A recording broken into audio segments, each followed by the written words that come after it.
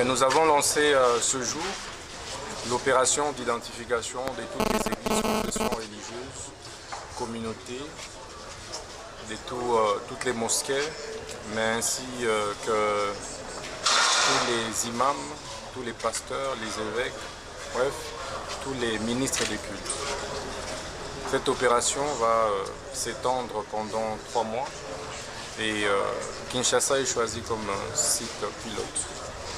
Nous allons, à l'issue de cette opération, évidemment publier la liste de toutes les églises, de toutes les mosquées, de toutes les paroisses, ainsi que de tous les ministres des cultes sur les sites du ministère de la Justice.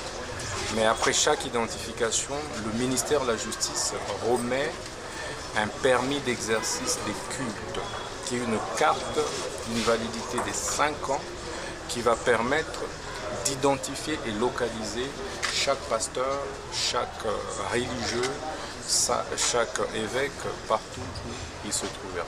L'opération d'identification des églises, des confessions religieuses, des imams, des pasteurs, des évêques, consiste en réalité à assainir les secteurs des cultes en République démocratique du Congo. Aujourd'hui, tout le monde se réveille et se fait appeler pasteur. Aujourd'hui, tout le monde se réveille, crée sa mosquée, crée son église, et sans respecter toutes les normes qui sont exigées par notre cadre légal.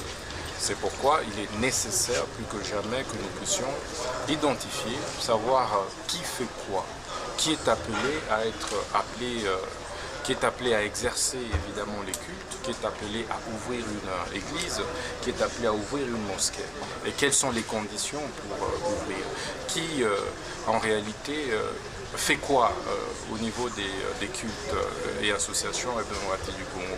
Savez-vous qu'il y a plusieurs mosquées qui sont ouvertes dans notre pays, mais sans aucune identification.